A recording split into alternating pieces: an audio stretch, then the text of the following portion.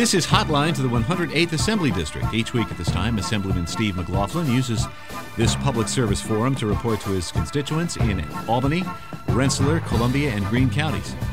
I'm Ted Flint, and Assemblyman McLaughlin going to stick on maybe one theme from this show. We're going to talk about education and what the governor's proposing, his education funding reductions, 2.7%. That's the statewide average. I know that's not across the board. No, it doesn't seem to be across the board. Certainly not in my district. We're seeing pretty severe cuts.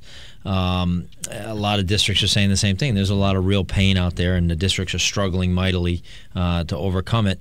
And one of the things that's a little bothersome to me as an upstate representative is that we have 45% of the children that we educate here in upstate New York, or rest of state, as they like to call it in Albany. I think we're a lot more than that, but they call us rest of state, and we're taking 52 to 53% of the cuts. So I think you can rightly make the case as an upstate representative that we're getting hit too hard. We know that there's going to be cuts. We know there's going to be pain. I think it needs to be spread out evenly as we can make it. And I think if 45% of the students and 53% of the cuts is unfair. The school teachers were in town this week. They sure were. You met with some NYSUT folks. So what are you hearing from them? Well, we're hearing what we would expect to hear from a labor group. We're hearing don't cut us. We can't afford to cut us. We completely understand, but the reality is there's no money. The state is broke, functionally bankrupt. The governor's right about that. We have gigantic structural problems that have got to be solved. We can't print money like the federal government can.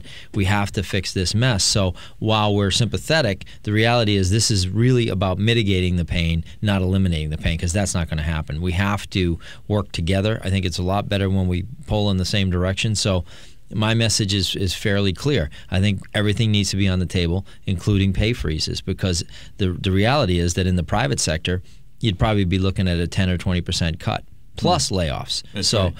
That's the reality that the private sector deals with. So I'm a pretty strong advocate for jobs. That's why I ran, was to keep people working. So I believe that we need to talk about a statewide pay freeze. I don't think it's fair for one district to do it and another district not to do it. I think this needs to be a statewide effort as far as freezing pay for just a year to try to help us out here. I firmly believe that the school board should go along with if the teachers do that, the money should be used to maintain jobs. I think that's the fair thing to do. I mean, it's better to have a pay freeze and a job rather than have no job at all. 100% of where you are now is a lot better than 0%. And sadly, that's what a lot of these young teachers are going to be facing, is they're going to go from wherever they are now, 35, 40, I don't know what the beginning pay is at most school districts. That's probably about right. That's a lot better than going to zero, because in this job market, you do not want to be out of work. So that's my focus, trying to keep people working. And if we have to sacrifice raises for a year, I think it's an equitable trade-off. The governor said this week at a leaders meeting that the state is cutting by 10%. 2.7% shouldn't be difficult. Find some cost savings. Families have to do it. You have to live within a budget. You got to find somewhere to cut. Yeah, and we hear from a lot of school districts that have said we've already done that. We've cut. But the governor is right. I mean, overall, it's a 2.7% cut. It doesn't mean it's 2.7 for every single school district, but the average statewide, that's what it is. So he is right. There's a lot of things that the school districts are going to have to do, but we do understand that's painful, and there's nothing easy about making cuts when you've been used to things kind of